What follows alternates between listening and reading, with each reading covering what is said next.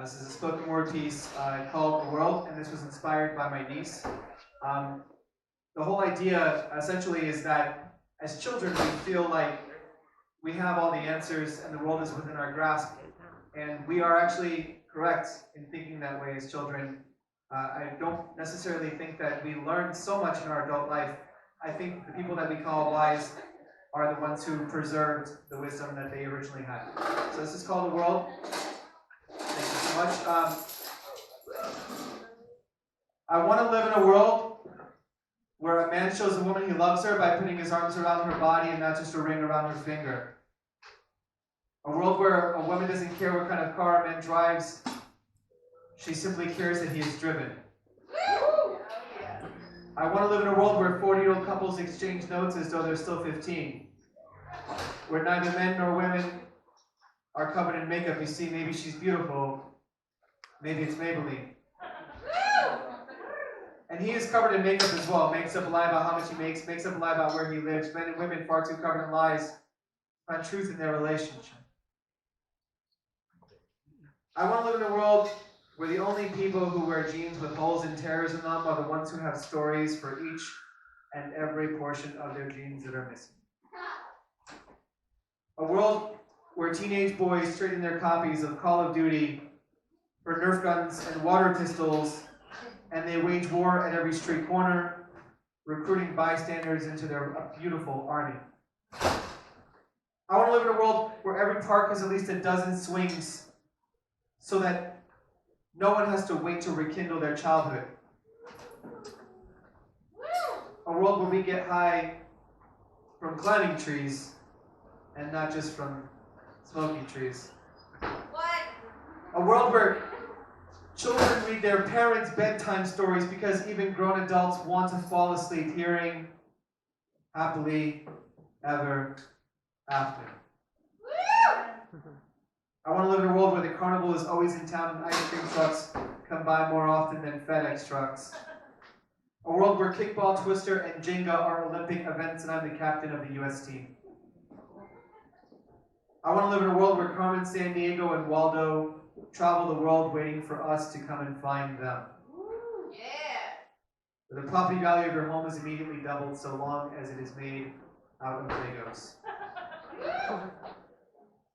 I want to live in a world where people realize you don't have to be in a classroom to teach. You don't have to be a soldier to protect the ones you love. You don't have to be a student to learn something new, and you don't have to carry a badge to serve your community.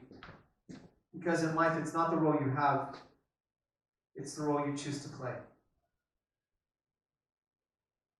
I want to live in a world where people judge you by what you say, by what you do, by how you live, and not simply judge you by what you say you do for a living. Yep. A world where people can have the luxury of spending their paychecks after they've earned them. Where we're guided by our dreams and not our GPS. Where the news is nothing more than half an hour of telling us all the amazing things that happened today, instead of spending 7.5 hours a day scaring us into never leaving our homes. I want to live in a world where people don't wait for the power to go out before they leave their homes and greet their neighbors. It's a shame.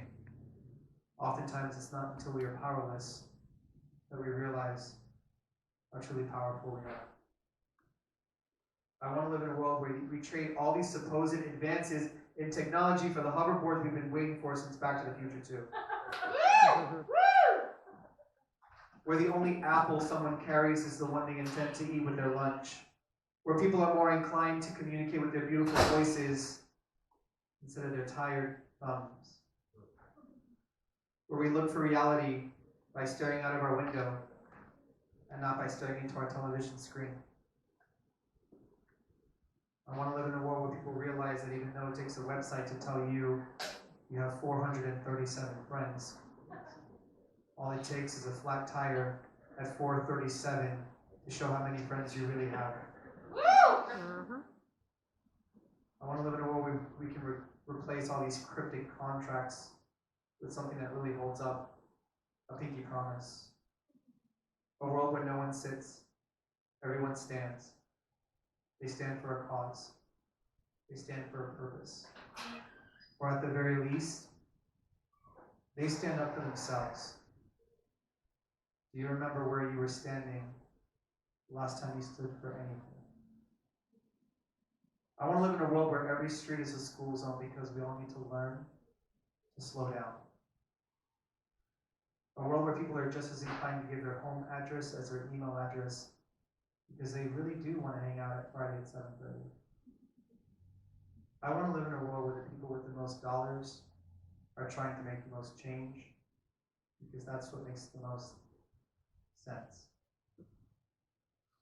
So if you find yourself a bit disillusioned, you're not alone. If you find yourself a bit disenchanted by the world around you, you're in the company of like-minded people, I assure you. And you will feel compelled to look to your elders for advice, maybe even your colleagues. But I implore you, if you're lost, talk to a 6-year-old because they got their shit straight. A 6-year-old would tell you to go to where the brightest colors lead you. A 6-year-old would say that every strip of pavement should be drawn with colored chalk. A 6-year-old would say that when it rains, it's the world becoming a giant water park, welcoming you outside. But most of all, a 6-year-old would sit down and tell you that the circle will never fit in the square. And we are grown adults desperately trying to shove the circle into the square. At a job that does more to destroy us and rejuvenate us, friends we've acquired from portraying someone we're not in hopes that they might somehow grow to love who we are. Some of us who literally cut away what we love of ourselves in the hopeless pursuit of someone else's.